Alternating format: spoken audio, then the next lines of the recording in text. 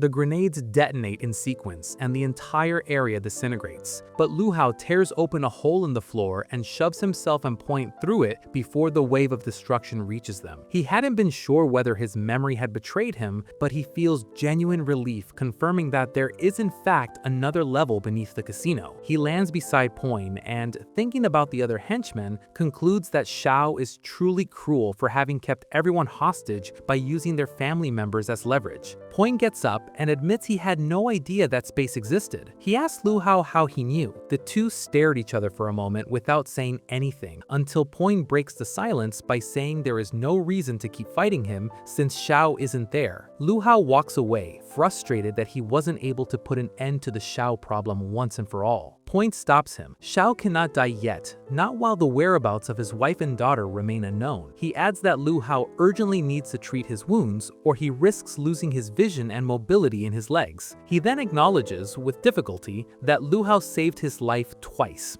having absorbed the impact of the explosion to protect him, and that a debt like that cannot be repaid. Even so, he offers his own life in exchange, should Lu Hao manage to find his family. Lu Hao finds that amusing, and remarks that Point seems like he stepped straight out of one of those pre-apocalypse novels about soldiers who become kings. In the end, he tells him he has no interest in that offered life, and turns his attention to his wounds. Point protests, pointing out that there are no medical supplies there. Lu Hao makes medical supplies appear out of thin air. Point is left speechless and asks whether that is an ability, and whether the strange look Shao had given him earlier was one too. Lu Hao asks, intrigued, whether Shao hadn't told him. Point replies sarcastically, does he really think they would share that kind of thing with a simple lackey they had to coerce with threats to his family? Lu Hao realizes that the apocalypse hasn't happened yet, and that it's natural for Point to know nothing about any of this, and then hands him some supplies so he can tend to his own wounds as well. Point doesn't understand why he's receiving help from someone who tried to kill him minutes ago. Lu Hao replies that he can't afford to die there, not if he intends to find his family. He also says he knows this lower level of the building and suggests they search it together. The family members might be down here. Point apologizes for the gunshots, explaining that he thought it was a trap and that he hadn't expected Lu Hao to be on the right side. He says, astonished, that it's surprising to find out he's one of the good guys.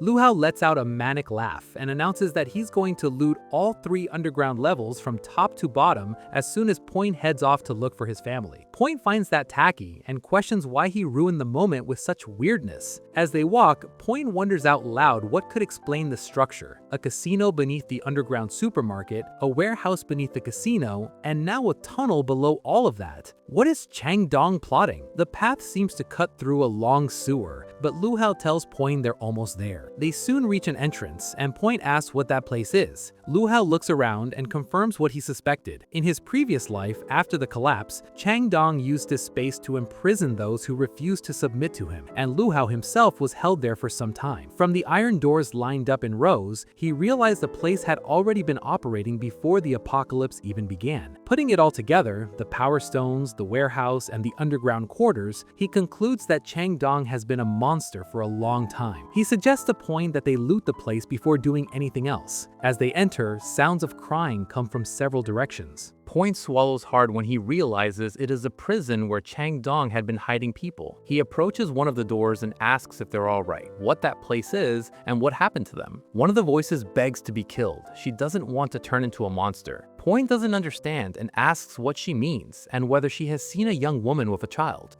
Lu Hao cuts him off, saying the conversation can wait. There is something more urgent to deal with. From a nearby door, violent banging echoes until the door gives way. A creature with multiple eyes appears, staring Lu Hao down. Then a flood of monsters bursts through the opening. Lu Hao can't understand where mutants came from if the apocalypse hasn't even started yet. He realizes they are in a critical situation. All of his energy was used up containing the explosion, but the monsters don't seem to care about that. While Point tries to make sense of what is happening, Lu Hao concludes they can't simply run. The girls are still locked in the cells. He considers luring the monsters elsewhere. Before he can decide anything, Point draws his weapon and starts firing, blowing the head off one of the monsters and shooting frantically. The ammo runs out fast, and Lu Hao pulls him aside before he becomes prey. Point, in shock, asks what those things are. Lu Hao explains that they're low-level mutants and tells him to calm down. Bullets don't have much effect on them. He orders him to stop shooting since he's only drawing more of them in, and says there might be another way out. Flashback. The beginning of the apocalypse. A group of men tries to hold back the advance of the monsters in a besieged area. One of them asks whether there's any word back from the camp. The response is to hold on a little longer, which infuriates the man. If reinforcements don't arrive soon, they'll be swallowed by the horde. He's the core commander of a warlord, an A-class enhancement ability user named Xiao Zhaotian, and he can't understand how the people running the camp keep ordering them to hold out against the tide like that. In the middle of the chaos, the soldiers notice a strange shift in the light in the distance. Xiao Zhaotian perks up. The reinforcements have finally arrived. A massive explosion of ice sweeps the monsters below, and Shen, the Ice Queen, descends wielding a sword made of pure ice. The soldier who had been giving the report is baffled that they only sent one woman. Xiao Zhaotian tells him to shut up if he doesn't want to die, and is in disbelief that those old men actually let that woman leave. The other soldier questions whether her reputation is real, and then watches her wipe out all the remaining mutants with a single strike. The soldiers erupt in cheers. Shen leaves the leftovers for the men. They should be able to handle that, but wonders why such an intense tide appeared so close to the camp. Suddenly, another monster emerges and crushes a nearby soldier with brutal force. Shen recognizes the creature, Half-Face, a Lord-class mutant. She immediately orders a full retreat. No one there is capable of taking that one on. Xiao Zhaotian shouts for everyone to run if they don't want to die. Shen knows that Half-Face is a Lord-class mutant and wonders whether he was the one who generated the tide. She suspects a trap but has no choice. She moves forward to engage.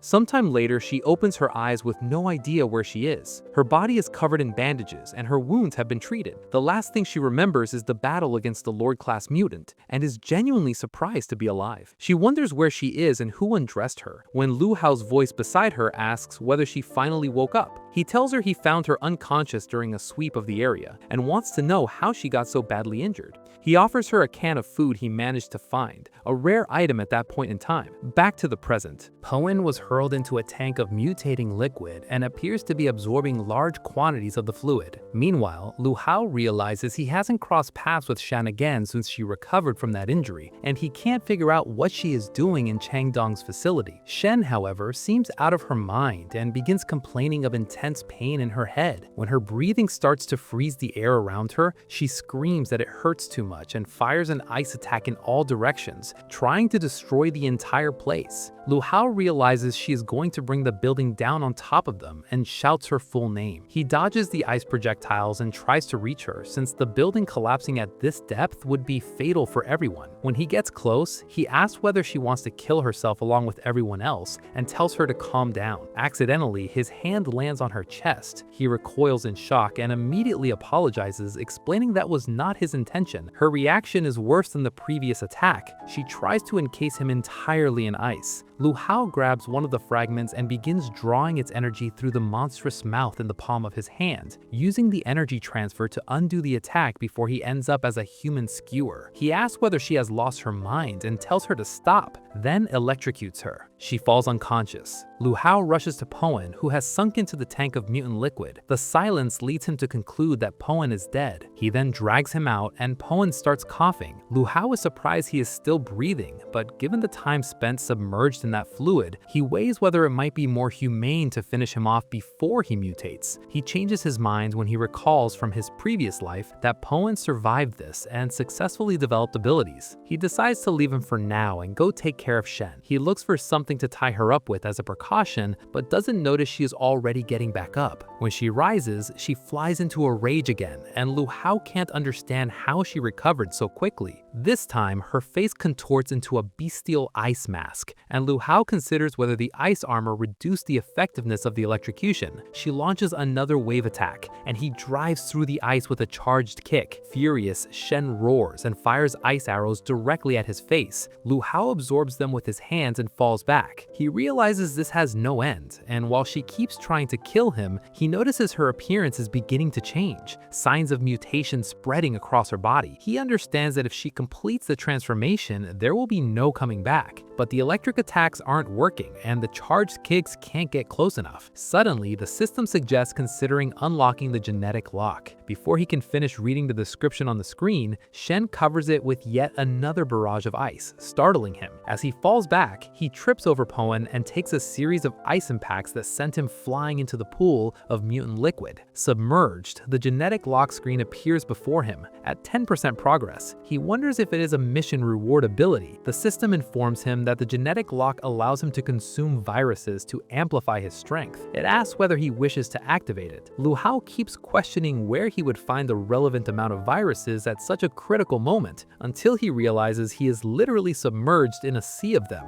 He decides to activate the ability. A whirlpool of energy explodes from the pool of mutant liquid, and Shen stumbles back in alarm. Shen realizes the situation has truly escalated when Lu Hao bursts out as if in avatar mode. A demonically imposing presence, altered eyes, unrecognizable form. He looks at himself with no idea what to make of it. Moments later, panic sets in. He has turned into a mutant. Even with his mind intact, he understands he cannot walk around like this. After the apocalypse, any camp that saw him would execute him on the spot, no questions asked. Before he can process any of it, Shen dumps an entire mountain of ice on top of him. Somehow, Lu Hao holds the mass up with a single hand, preventing Point from being crushed, and wonders whether he will still be able to return to human form. Watching him push that colossal weight with one arm, Shen screams in horror and begins roaring like a beast. She aims ice spears at him and tells him to die. Lu Hao blocks every projectile by simply raising his hand and decides to deal with Shen before thinking about transforming back, since, as far as he can tell, just lifting his palm is enough to stop the attacks. His strength and defense attributes have clearly jumped several levels, which he finds impressive. He runs toward her and asks if she is Shen Yujin, but she doesn't respond. She just gasps like an animal. He wonders if she can still understand human language, but she only charges at him frantically. When she tries to crush Lu Hao with her ice-coated hands, he blocks with a single hand, which visibly throws her off balance. She falls back and prepares another explosive attack. Lu Hao loses his patience, starts punching through the ice barrier forming in front of him, and shouts that he is trying to help her. He destroys the entire wall and ends it with a clean punch to her stomach. Shen goes down for good. With the armor dissipated, Lu Hao turns his attention back to his own mutant form, and also notices that she is without clothes again, exactly like the first time he found her,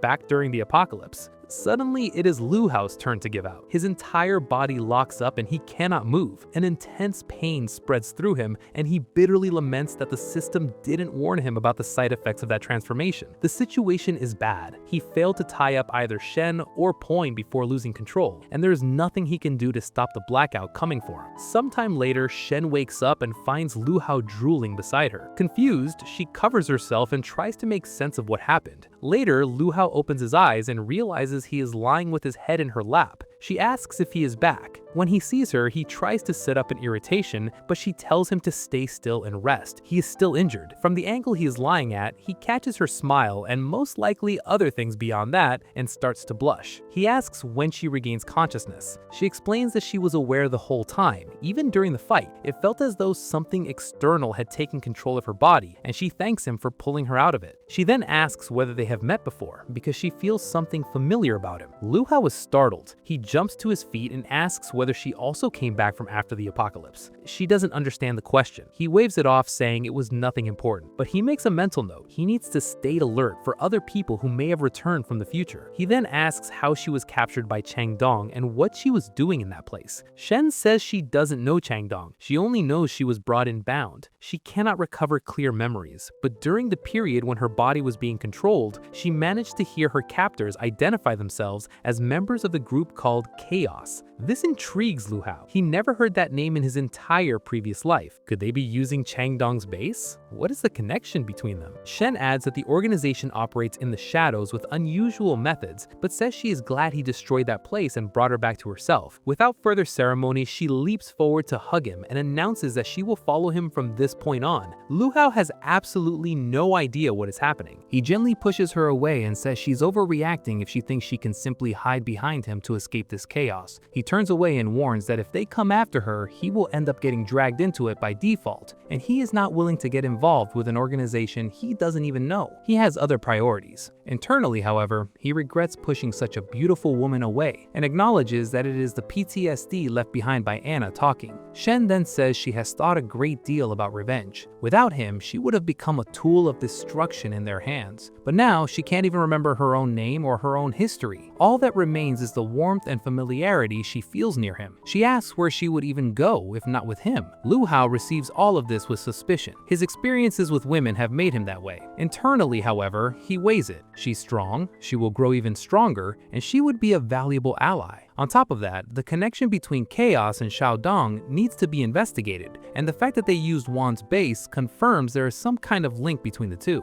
In the end, he tells Shen it's fine for her to join the group, as long as she follows his orders. She gets excited and launches herself toward him for a hug. Too fast, she ends up toppling onto him. In a way that leaves no doubt as to her intentions, she holds his face and tells him she will behave and obey. But before the scene can develop further, Point comes running in to rescue Lu Hao and tries to stab Shen in the head. She reacts by freezing his arm and positioning an ice sword millimeters from Point's eyes. Lu Hao tells both of them to stop and explains to Point that she is not an enemy. Point wants to know who the girl is. Lu Hao says it is a long story and that she is with them now. He then asks Point whether he hasn't noticed anything different since being submerged in that liquid. Point says no. After a pause, Lu Hao calmly warns him with complete composure that he may mutate later, and that when that happens, he will eliminate him. But for now, he tells him to go clean himself up. Point is unsettled by how serenely this guy says such terrifying things. Lu Hao then opens the storage and pulls out clothes he had grabbed from the supermarket, handing them out to both of them. Shen begins changing right there in front of them, without the slightest hint of modesty. Both of them freeze. Lu Hao pushes her toward the hallway and tells her to change out there. Point, his arm still frozen, asks how that is going to get sorted out. Shortly after, they return to the prison. Shen breaks open one of the doors and tells the girls not to be afraid. They are safe. As she frees them, she explains that anyone who wants to leave is free to go now, but she suggests they stay, as she knows some of them have nowhere to return to. Behind her, Point quietly asks Lu Hao whether what he said about the end of the world is real. Lu Hao asks how he can still have doubts after watching objects appear out of thin air. Point concedes that's a fair point. He then says he may need to say goodbye soon. There are still a few days left and he needs to go after his family. Lu Hao realizes Point is planning to locate them before the collapse. He remembers that Point never mentioned having a wife and child in his previous life. As a precaution, he opens the storage and tosses him an arsenal of weapons. Leaving without equipment would be suicide. He says that the dungeon is the ideal hideout to weather the initial impact of the apocalypse, and that he is almost certain Xiao is using exactly this type of place to keep Point's family. He assures them they will be fine. He instructs Point to use the next few days training the girls and preparing the facility. Chongdong is not going to let the attack on the casino and the warehouse go unanswered, and when the time comes to go after his family, Lu Hao promises to take him there personally. Sometime later, Master Chong compliments a man named Oh Yang, telling him he did well this time. Oh Yang, with the full air of a sycophant, replies that he personally handled Master Chong's orders regarding the merchandise and that there's nothing to worry about. He delivered everything without letting a single thing slip through. Chong asks whether he took a look at that batch. Oh Yang reacts as if the question is absurd. Chong says he is not joking. He asks him to turn around and look. When Oh Yang looks back, he sees dozens of people submerged in vats filled with mutant liquid. Chong announces that those people are the foundations of the new world he is building. Oh Yang hesitates. With that monstrous appearance, they barely look human. He asks what those things are. Chong twists his neck with one hand, tired of so many questions. He adds that only the dead truly keep secrets, and that scum like Oh Yang would have a hard time surviving in the apocalypse anyway. When Xiao appears, Chong asks what he is doing there instead of watching over the casino. Xiao breaks into a sweat and explains that the casino and the warehouse were completely looted. They lost everything and many men. He says a single boy went straight for the warehouse and that the source of the leak is still unknown. Chong cannot believe a lone boy did all of that. He asks how Xiao had the nerve to show his face still alive. Just as he's about to strike him, Xiao explains that the boy used a spatial ability and asks Chong to release Crazy Leopard to go with him. He promises to capture the boy. The mention of the spatial ability sparks Chong's interest and he stops to punch midway.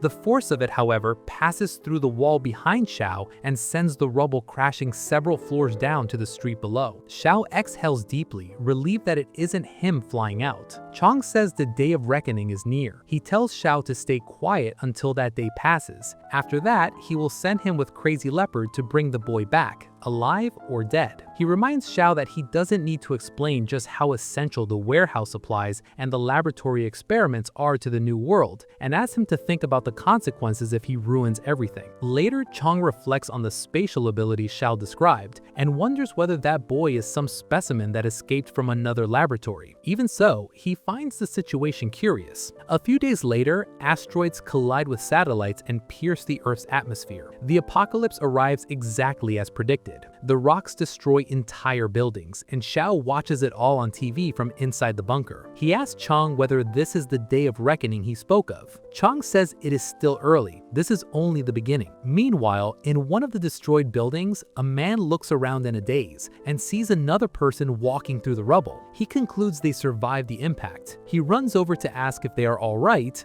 but they turn around with a monstrous face. Before he can react, the creature leaps on him and begins tearing him apart. All across the city, people transform and chaos takes full hold. In the dungeon, Lu Hao and the others feel the tremors as the asteroids begin hitting the surface. As panic spreads among those present, Poing calls them to reason and reminds them that Lu Hao had warned them about this. He tells them to follow the training. Beside Lu Hao, Shen paces back and forth, practically in a swimsuit, wondering how he knew all of this was going to happen. In the middle of it all, Lu Hao asks the system to display his status panel. The system responds, evolution at 10%, 3 abilities unlocked, energy conversion, bullet flying kick, and swift lightning. All attributes have more than tripled since the genetic lock was unlocked. He concludes that, for now, it is enough. The system fires off an alert, emergency mission activated following the apocalypse. For the next 24 hours, all mutants in the surrounding area will have maximum hostility directed at Lu Hao, and they will track him and attack him without stop.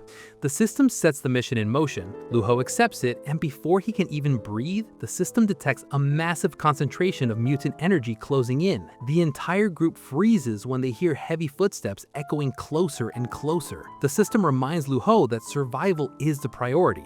He moves forward to meet them, and the monsters come his way, as if they were tracking down a long-lost relative. Lu Hao doesn't blink. He tells everyone to execute the plan.